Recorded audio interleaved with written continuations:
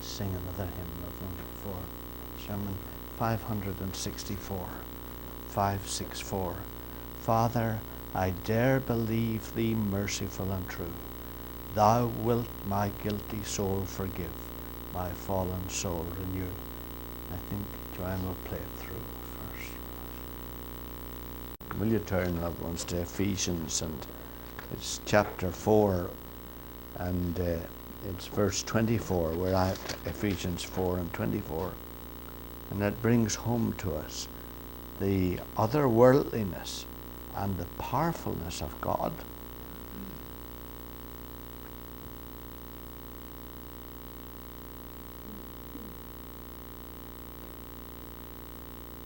And put on the new nature.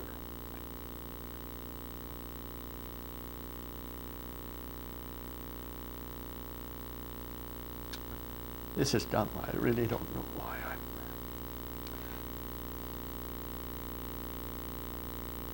Put on the new nature, created after the likeness of God, in true righteousness and holiness. And the issue is that we take that verse and we think it's try harder, you know. Read more how-to books. Improve a little our own character. Deal with our little irritability or our funny ways of responding to things. And we just underinterpret the thing completely. We think put on the new nature is a way of saying, God saying try harder, be better, pray more and read the Bible more and deal with the vices that you have. And of course it's not that at all, you know.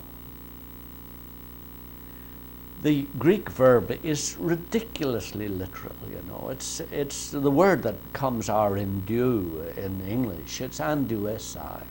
And it means put on, you know. There's no way you can get away from it. It doesn't mean try harder. It doesn't mean improve yourself. It means put on, put on.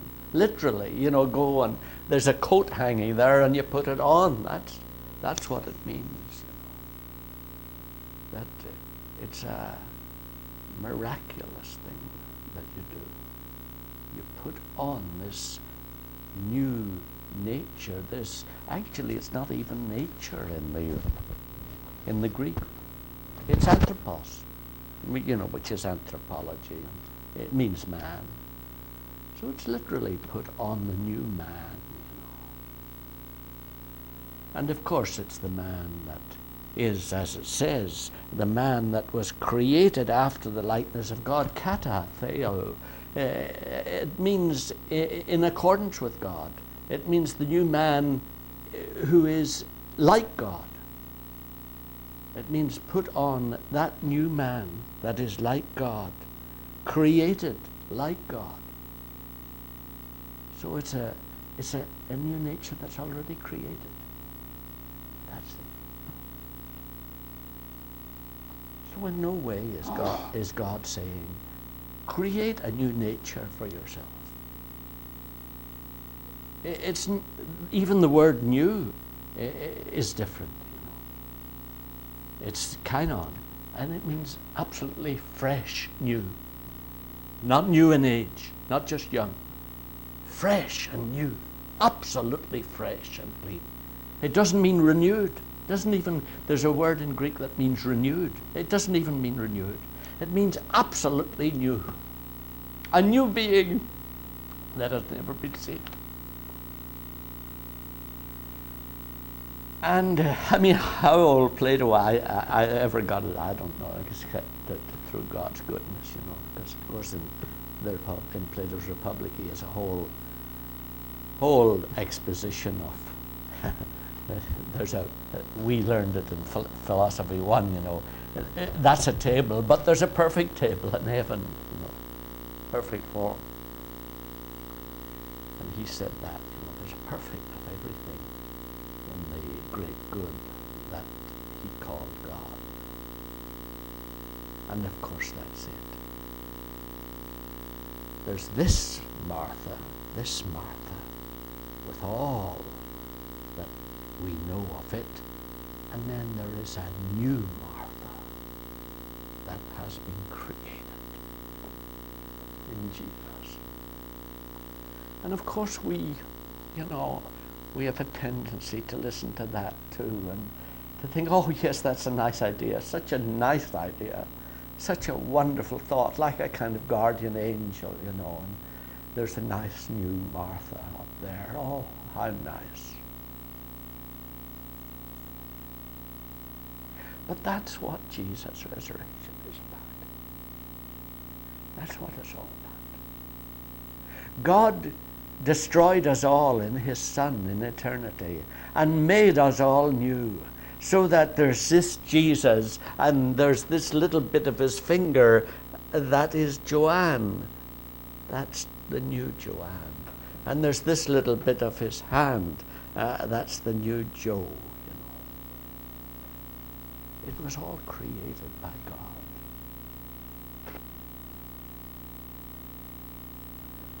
And the beauty and the wonder of this life is that you have the adventure of discovering that and expressing it for the first time in creation. And that's what it means.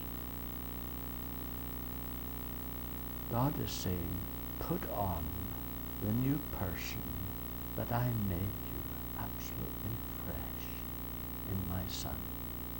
After I destroyed that old person that you have round you at this moment, put on the new person that I have made you. And I'll reveal it to you day by day through the Holy Spirit. And that's what it is.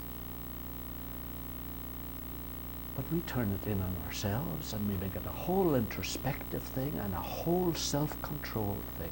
We self-manage the whole business of our sanctification because we misinterpret all these things. The fact is, the work has already been done. The creation has already been brought about. You have already been made in Jesus. And now you have the opportunity. That's why you're here.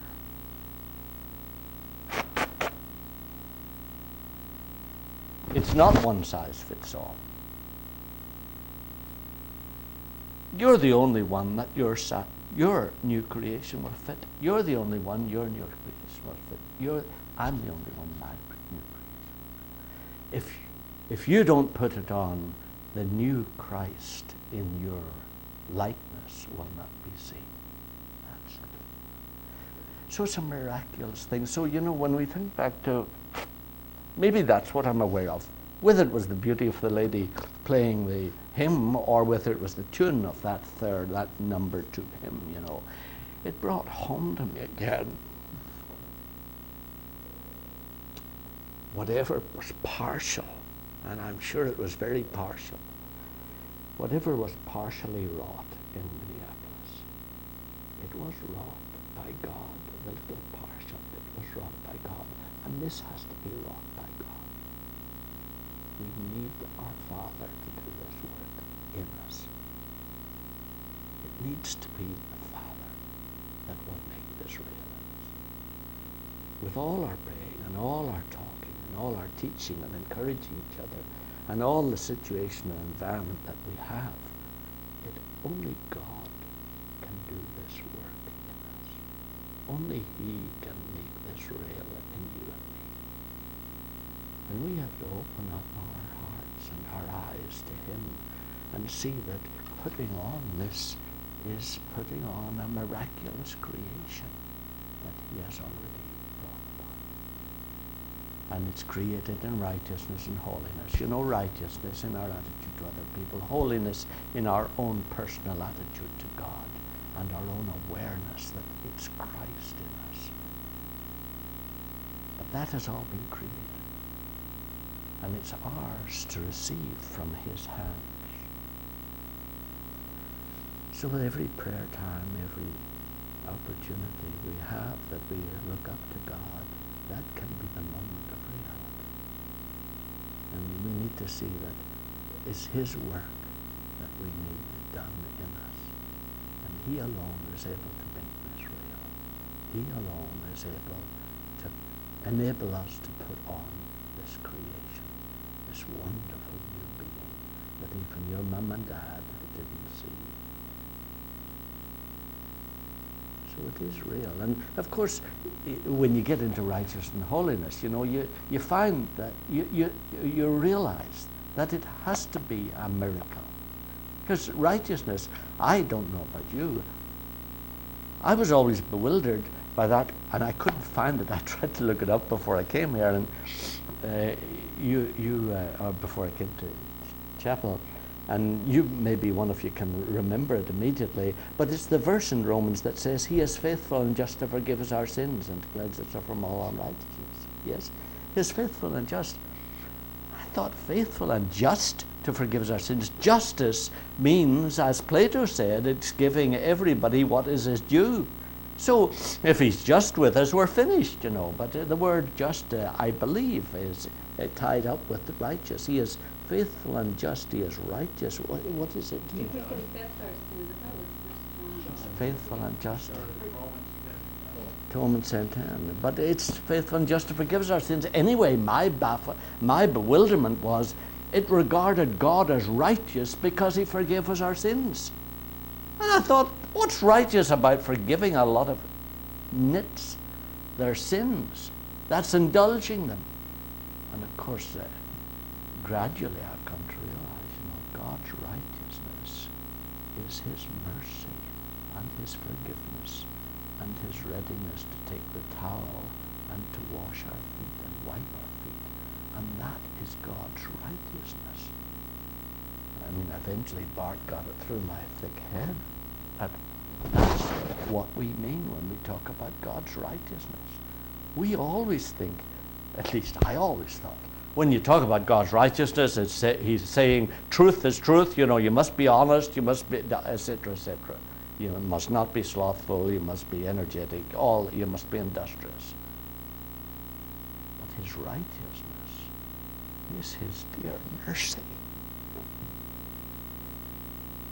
And readiness to put up with us year after year and to keep coming back at us.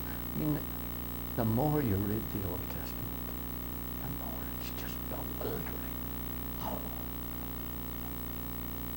that dear Father puts up with this dumb Jews who were continually rebelling against Him, continually letting Him down, continually making great vows about what they would do, and then breaking the vows. And it's I mean, if it weren't so dreadfully serious, it would be funny, because it's just, you'd think they hardly turn around after making vows to Him, but they break the vows. Back and forward, building the idols, throwing the idols down, building more idols, then mixing the idols up, mixing the high places up, so that at times they worship Jehovah on them, at times they worship Baal. And He is continuing day after day. His steadfast love never ends. It endures. It lasts forever. And that is God's righteousness. And then you can see how impossible it is. You put on the new nature created in righteousness. That's the righteousness that it's created. That you and I would live that kind of merciful life. Never losing faith in each other. Never giving up on each other. Never becoming impatient with each other. Never doing anything but continuing to love each other and believe the best for each other and want the best for each other day after day, whatever the other person is like. Well, that's supernatural. That has to come from the new creation that God has made us in Jesus. So it's just a different kind of being. When we look at this verse, it's just it's a supernatural angel. And that's what God is saying. Put on the supernatural angel,